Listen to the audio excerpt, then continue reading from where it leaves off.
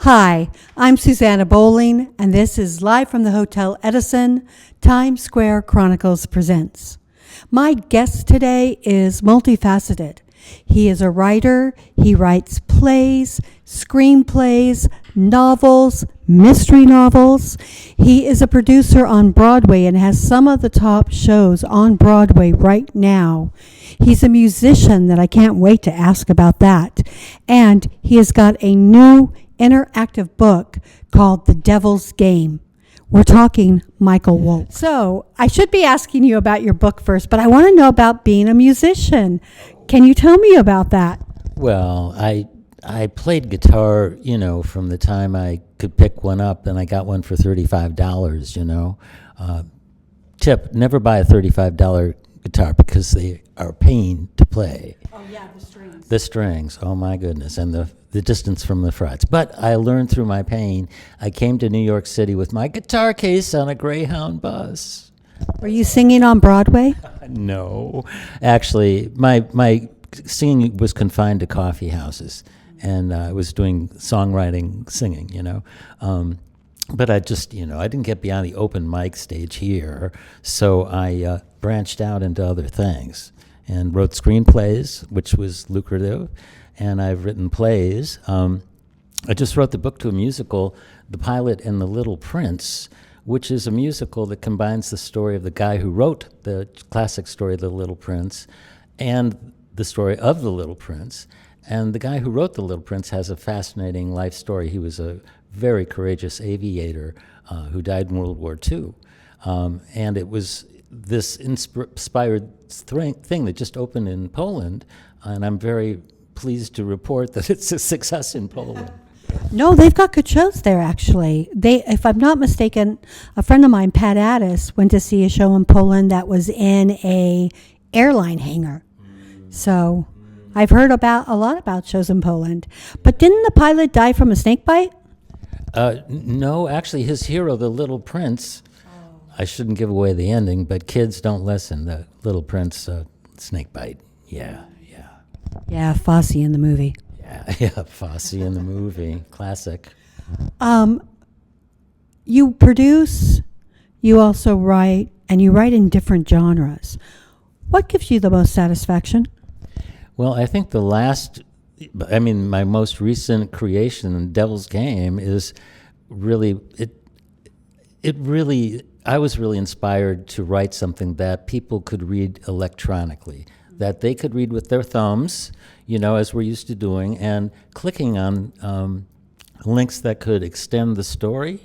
So Devil's Game is formatted to read on your smartphone, on your electronic device, so that as you're reading this novel, you can expand your experience of it. So is it like Tamara for books? Oh yeah, I love that. That's going on the cover. No, I love Tamara. And I saw Tamara 15 times. And because the story changed as you followed each character. I see what you're saying. So does your book do that? Well, it won't do that because there's a I guess what you could say is it's a 24-hour clock that this all takes over this time period. And it's two characters exchanging text messages on BlackBerries because there's been a huge virus that's wiped out iPhones, wiped out Androids, and that's just the start of this internet apocalypse. So these two people who are nemesis, I guess that's it. Nemesis are, there's a televangelist, Claire, and there's a marketing whiz who markets violent video games, and they're diametrically opposed, but they have to come together to save. Yes, it's no small thing. Yes. What made you take this on? Well, I became fascinated with the sad fact that I now read on my phone more than I read print books, and I'm ashamed to confess it that if you look at my bedside table, there's like a stack of books, and I'm going like this on my phone, and I realized what it was is that like in real time, if you experience a real time event, let's say like an election, right, that happens.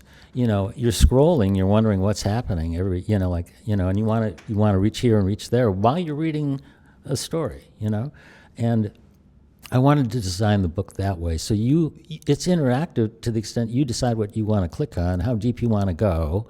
There are pop-up illustrations that pop up with a click. You are taken to a website that was created for the story, and sometimes just a website that's a news website that supports a plot point. It kind of sounds like it's a video game in book. Is it like that you could become addicted to that, and then it goes on to chapter or new book 2, new book 3, new book 4? I can only hope. This is the first of a series, I hope. I do hope that it appeals to people that are reluctant to pick up books. People are reading on their phones, and I hope it appeals to people to read something long form on their phone, and I've tried to divvy it up into thumbable, scrollable chapters so you can read it while you're online for your movie ticket, your laundry, or just while you're in the subway, so that you can just take a bite-sized piece of this narrative and have it right on your phone. Can you also read it on the internet? Because I'm old. I can't, those phones, I can't read stuff. Yeah, I know the feeling, but we put an adjustable type thing on the settings so you can blow it up bigger. Love that. Yeah, well, I'm not the youngest author myself, so I thought it was useful. Where do you get your ideas for your screenplays, for this book, for your mystery novels? Well, the mystery novels that I wrote were really inspired by Times Square, because I was inspired by Times Square when I came here from Minneapolis, Minnesota, and my parents brought me, and I snatched all the menus from all the restaurants, They took me by Sardi's. I took the menu. We didn't eat at Sardi's, but they gave me a menu. And like Lindy's. Yeah, cheesecake. Yeah, The worst cheesecake ever, if you ask me. I'm from California. That New York cheesecake, you throw it and it sticks on the wall. It's solid. It's definitely solid. But what a place it was and what a history it had. Yeah. I ate. Yeah. I'm too happy, but I ate. Yeah. And then we stayed at the Taft. Ooh. The Taft, which was Is that even still here? It's now the Michelangelo in part, and we have a prince that writes for us, and that's his favorite place in life. well, there you go. Yeah. But it was really something that I always wanted to do, live in Times Square, and I actually do live in Times Square. I live in the M&M's building that people, if you walk by and you're just outside this building, you can probably see dancing M&M's. That's where I live. I'm behind that. Entertainment. Free. Yeah, it is. Could you ever see yourself living anywhere else? It would be hard. There's so much going on, and there's so many opportunities, especially for theater, which this is sort of like the epicenter for great theater, I think, So I love being right here, I love the fact that you've produced so many shows. This year alone you have Job. I keep wanting to call this thing Job. I know. And if you ask me, it is kind of like Job. So Once Upon a Mattress. You're about to see Michael Urie on this podcast. And The Hills of California. That's right. Have I missed anything this year? Not this year, no. And we're actually, we produced something in the UK that I just saw, Kenrex. It's a solo show that's bound to be here. And it's a solo show in which one actor plays about 40 different characters, amazingly. And it's a true crime, Americana true crime story about a town bully that's eradicated by the town itself. Ooh, I love that. And it's suspenseful, and it has the only other person off stage is a guitarist, and it has this wonderful underscoring, propulsive, and it's just a great show. So I hope people will look for it when it comes to town. Now, I saw in your bio that you are part of a one-act festival conglomerate. You've also written like 40 one-person plays? Okay, several. Why? Why one-person plays?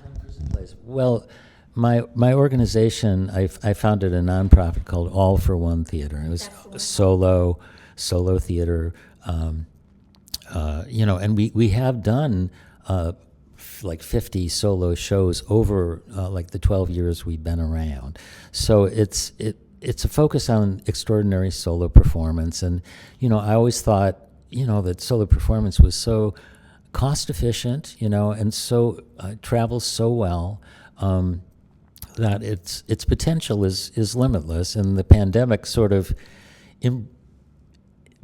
underlined. Made it simpler. Yes, it did, and it underlined for venues as well that solo performance makes sense in a difficult time, and it's affordable and it's theatrical, and so there's been a bit of a renaissance in solo performance since the pandemic hit. The reason I ask why is because in all of the solo performances that I've seen, and I've seen a lot, I have to admit, not my favorite genre. However, I saw this guy, and I can't think of his name or the name of the play, but this guy was amazing. He told this fairy tale with all these different things, and all I could think of was, this needs to be on Disney, because it was so entertaining. So why? I will, because this guy and this show was seriously fabulous. But why? Again, why? I'm sorry. You have an earnest and pained look on your face and I understand it. Because I want to love it. Well, here's the thing. I went to Edinburgh this year. Yeah, and it's just it's a wonderful, wonderful thing. But I must have read 3 very serious articles by critics saying, what has just happened here? We went to the Fringe and we saw so many solo shows that were about people that were so miserable, sick, literally diseased, or judgmentally impaired, and like what has happened with our festival. And it was a serious kind of self-examination, saying, we realized that the pandemic spawned a lot of this and a lot of navel-gazing and self-pity, but those aren't the powerful shows. I agree with you, that's the preponderance of solo shows, and they're deadly, and you can tell from the first 5 minutes, where if you're stuck in one. Did you ever see The Incredible Likeness of Being? Yeah. I did like that one. Yeah. Yeah, when was that? Gee. I'm going to say about 6 years ago. I know the guy that wrote it. And so I went to go see it, and then I brought, oh my God, Roth. No, the wife. Daryl. No, thank you. I told Daryl about it, and because of it, she took it from way off Broadway, to up Broadway, and I love that show. I'm a huge component or person that believes that if you love something, share the wealth. So if I love it, during intermission, if I love it that much, I'm on the phone telling producers, you need to see this. And if not, I call them right after it. Oh, I see. Well, that's great that you have the enthusiasm for it. That's what we need at this time, Well, because when I love a show, I want it to get produced. I don't always love the shows that other people do. Like I had a critic tell me that I was the only critic out of 35 that liked McNeil. And I was like, I don't care. I loved it. What gives you hope about Broadway these days? Are you feeling okay? Because Broadway itself, it's a difficult time.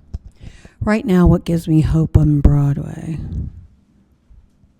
It's funny, the shows that I like, I love the drag musical. It's really well done. I love the Big Gay Jamboree. You know, it's funny because shows take on genres of things, and you think, oh, this isn't for me. And then it's so well done that you're like, you know what? Yeah, it is. I'm praying for something like the Norman Conquests or the Lehman trilogy. It's playing in the UK right now again. They revived it. It might come back. I would go see it. I loved it. Yeah. I think that's one of the best plays of this century. I did love The Outsiders. I liked a lot of things off Broadway last year. The Connector. Loved The Connector. I loved Here We Are. Wasn't it like a Twilight Zone? Yeah, it was. It was from beyond in some sense. Well, everyone was like, there's no music in the second act, and I'm like, hello, it's hell. Do you expect music in hell? I don't. And not only that, but the first act, I really wish I had a piece of paper and was playing the crossword puzzle of what songs am I hearing? Because I love that. Oh, yeah, Stephen, I got to meet him and work with him. Oh, what did you work with him on? Oh, Pacific Overtures. Pacific Overtures, yeah, and he was exceptionally kind to pretty much everybody, and very much supportive of the artists and of all kinds, the director, the performers, the set designer. So he was a real positive presence. Did you work on the original one or the one that was just at CSC? No, this one was in 2014, and it was directed by Amon Miyamoto, who was the first Japanese director on Broadway. And Stephen had seen the production in Tokyo at the National Theater in Tokyo, and was so enamored of it that he talked it up, and eventually Todd Hames at the Roundabout took an interest, and it ended up at Studio 54. I actually love that show. Love Next, love It's the Day of the Rat, or something. I just remember the lyrics. I love that show. How does somebody get The Devil's Game? Well, it's pretty darn easy. You go to devilsgame.com, and you can get a taste of it at trydevilsgame.com. We release it officially on the 19th of this month, but you can preview it, and you can get a free episode if you go to that Devil's Game or trydevilsgame.com. And what shows do you have coming to Broadway, or off Broadway, or festivals? Well, I can only say I'm hoping we did The Karate Kid, and we did it in St. Louis, and we circled Broadway for a while, but we may be debuting it, elsewhere. We just you can't keep The Karate Kid down, so you'll be seeing it. It just might be taking a circuitous route. But Ken Rex, I mentioned the solo show. I really hope you'll be seeing it here soon. And I'm producing a version of The Pianist, which I produced Wait, did you do the one version in New Jersey Rep or New Jersey? Yes, yes. And it was by Emily Mann, and it was a straightforward treatment of it, yes. And this would be a musical version of it, employing the music of Władysław Szpilman, who wrote over 500 songs, but is not known, oddly enough, as a pianist. He's known as the pianist who survived the Holocaust, but his musical legacy was totally not part of that production. So there's something brewing in the UK that incorporates the music, and I'm hoping that there'll be a way to bring that over. Nice. Yeah. Is there anything that I haven't asked you that you would like my audiences to know? Gee whiz. No, you've been very gracious in asking, so I pretty much spilled everything I got. Yeah. Perfect. Thank you. I would like to thank my guest, Michael Wolk, for being here today. I would like to thank Magda Katz for always videoing us and making us look good. I would like to thank Romel Gopez and the Hotel Edison for giving us a home to live at. And I'm Susanna Bowling, and this has been Live from the Hotel Edison.